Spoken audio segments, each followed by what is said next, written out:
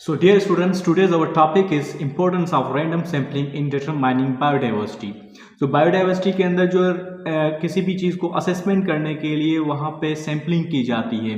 तो आज हम उसको पढ़ते हैं कि इम्पोर्टेंस क्या होती है रैंडम सैम्पलिंग की। पहली बात तो रैंडम सैम्पलिंग किसे कहते हैं, ठीक है। हम जो है first class new biology book Punjab board का पढ़ रहे हैं, उसमें जो है ये न्यू चीज़ें दी हैं जो MSc लेवल की है, ठीक है। ये स्टैटिस्टिकल कुछ पॉइंट्स हैं किसी भी बायोडाइवर्सिटी किसे कहते हैं, लिविंग ऑर्गेनिज्म के जो है वैरायटीज़ को कहते हैं। तो लिविंग ऑर्गेनिज्म की बहुत सारी वैरायटीज़ होती हैं। हमें अगर मालूम करना हो कि किस एरिया में कौन सी जो है ज़्यादा है या कम है, कौन से एनिमल्स यहाँ पे मौजूद हैं, तो उसको देखने के लिए हम सैम्पलिंग करते हैं। तो सैम्पलिंग का एक तरीका होता है रैंडम सैम्पलिंग, दूसरी वो स्ट्रेटिफाइड सैम्पलिंग होती है, तो दूसरे भी है, लेकिन यहाँ पे जस्ट रैंडम सैम्पलिंग दिया गया है। रैंडम सैम्पलिंग वो होती है जिसमें हम जो है कोई भी ऑर्गेनिज्म का जत्था हो, पूरा कोई ग्रुप हो, उसमें जो है रैंडम जो है उसको जैसे लॉटरी निकालते हैं, तो उसमें से कोई एक जो है ऑर्गेनिज्म निकालें, उसको हम स्टडी करें या उसको जो है ऑब्जर्व करें, इस तरह से फिर दोबारा हम इस तरह से करें, उसको रैंडम सैम्पलिंग कहते हैं। इसमें ये होता है कि कोई भी जो है इसमें किसी के साथ नाइंसाफ़ी नहीं होती, वो जो है नेचुरल होता है, किसी के साथ जो है नेचुरल होता है कि जो भी आ जाए तो उसका ही होगा। जितने ज़्यादा होगा, जो भी स्पेशी ज़्यादा होगी जहाँ पे, तो उसका चांस ज़्यादा है कि वो जो है सैम्पलिंग में आ जाए। तो इससे हमें पता चलेगा कि कौन सी चीज़ कहाँ पे ज़्यादा है। देखो, sampling is the process of selecting A group of individuals, ठीक है। Sampling is the process of selecting A group of individual, कोई भी एक इंडिविजुअल जो है उसका ग्रुप उठाया जाएगा और items from a larger population, बड़ी पॉपुलेशन होगी वहाँ से, to make observation about whole, पूरे की जो है देखने के लिए, ऑब्जर्वेशन करने के लिए।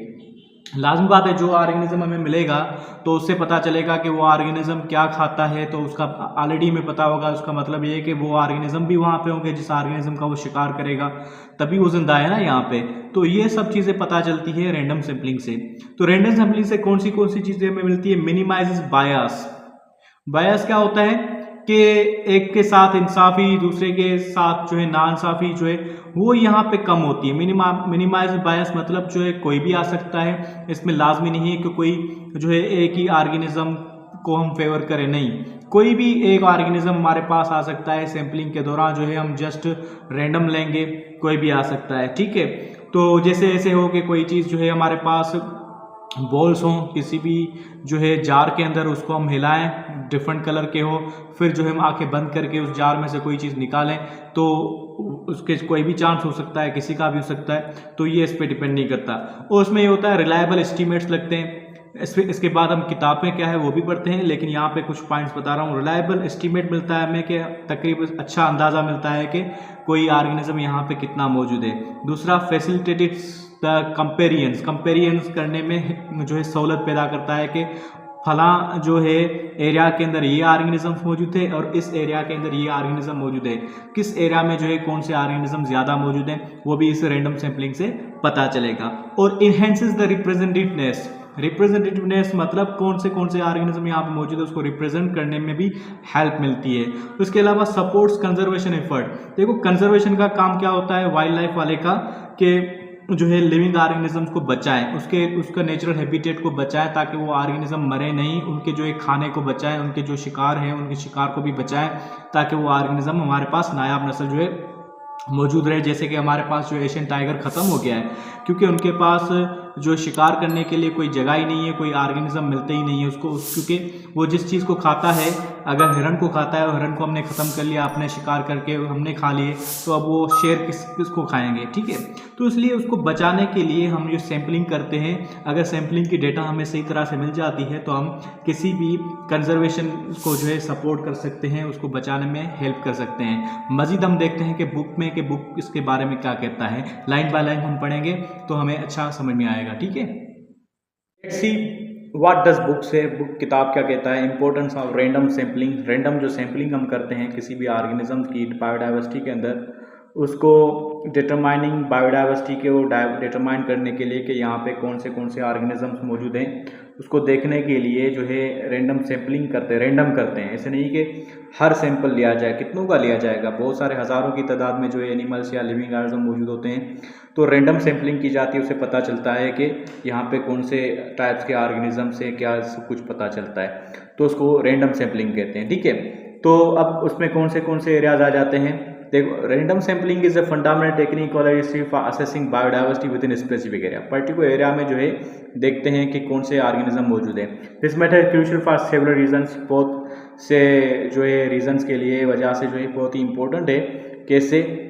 एक मिनिमाइजेस बायस जो मतलब उनके दोनों के बीच में जो फ़र्क वगैरह है उसको कम कर देता है। It ensure that every part of study area has a equal chance of being sampled, तो which provides a more accurate representation of overall biodiversity. तो ऐसे नहीं होता कि कोई चीज़ रह जाए, तो हर चीज़ को जो है नोट करते हैं रैंडम सैम्पलिंग से, मिनिमाइज़ कर लेता है वो, कि अगर हम पूरे सैंपल लें हर चीज़ की, इससे बेहतर है कि कोई एक ऐसी पॉइंट ले लें जिससे हमें सारा पता चल जाए, तो उसको कहते हैं मिनिमाइज ब्यास। ठीक है। दूसरा है provides reliable estimates. Reliable estimates मतलब हम जो अंदाजे, ठीक है, बिल्कुल अंदाजे लगते हैं और तकरीबन सही लगते हैं। लाजमी बात है, एक ही एरिया के अंदर जो है सब एनिमल्स को हम देख नहीं लग सकते, जिस अंदाज़ा लग सकता है, लेकिन वो तकरीबन क्लोज होता है रियल फैक्ट्स के साथ। तो random sampling allows for the collection of data that can be statically analyse कर सकते हैं to estimate species richness, abundance and distribution, इनको देखने के लिए। तीसरी पॉइंट है फैसिलिटेट कंपेरियन को जो है फैसिलिटेट करती है, सहूलत पैदा करती है किसी को कंपेयर करना है। तो it enables comparison between different areas or habitats by providing standard methods of data. For suppose जो हमने नॉर्थ एरिया से फलां जो है बायोडाइवर्सिटी देखी और साउथ के अंदर ये देखी, फिर हम कंपेयर कर सकते हैं कि यहाँ पे ये कौन से एनिमल्स जो ग्रो कर रहे हैं ज़्यादा, यहाँ पे ये एनिमल्स ग्रो कर रहे हैं, यहाँ पे क्यों कर रहे हैं, यहाँ पे प्लांट्स कौन से हैं, यहाँ पे प्लांट्स कौन से। तो ये सब कुछ जो है इस करने में हेल्प करते हैं। अच्छा, enhances representativeness, ठीक है। by covering different parts of study area, random sampling ensure the sample represent the diversity of entire area। Diversity से का पता चल जाता है, रिप्रेजेंट होती है कि क्या क्या डाइवर्सिटी मौजूद है। दूसरा, सपोर्ट्स कंजर्वेशन एफर्ट्स। हम जो लिविंग ऑर्गेनिज्म को कंजर्व करते हैं, बायोडाइवर्सिटी को कंजर्व करना बहुत ज़रूरी है, क्योंकि बायोडाइवर्सिटी है तो हम हैं, क्योंकि हमारी फूड चेन जो है सारी जो इस पर डिपेंड करती है। जैसे कि प्लांट्स अगर ना हो तो पूरे ऑर्गेनिजम्स ही नहीं होंगे, अगर फिश ना हो तो हमारे अंदर प्रोटीन की कमी होगी, मीट ना हो तो हमारे अंदर हर्बीवोरस एनिमल्स ना हो तो हमारे अंदर जो है मीट की कमी हो जाएगी। इस तरह से ये सारे लिंक्ड होते हैं। तो supports conservation for accurate biodiversity assessment through random sampling are essential for identify areas of high conservation values. कहाँ पे ज़्यादा जो है कंजर्व करना चाहिए, कहाँ पे कम कंजर्व करना चाहिए, ये भी पता चलता है। So for monitoring changes in biodiversity over time, तो टाइम से हिसाब से जो उनमें चेंजिंग करने में हेल्प करती है। So this was all about today lecture. इंशाल्लाह नेक्स्ट लेक्चर के अंदर हम पढ़ेंगे मेथड्स टू असेस बायोडाइवर्सिटी। ठीक है, अगर आप भी अपने चैनल को सब्सक्राइब नहीं किया तो सब्सक्राइब कर लें। इंशाल्लाह मिलेंगे नेक्स्ट लेक्चर के अंदर। आप पूरी वीडियोस देखें, सारे लेक्चर्स जो हमने किए हैं इस प्ले लिस्ट के अंदर। ठीक है, ओके, अल्लाह हाफिज़ बेटा। और व्हाट्सअप नंबर भी देता हूँ, इंशाल्लाह व्हाट्सअप नंबर ज्वाइन करेंगे तो फ़ायदा मिलेगा।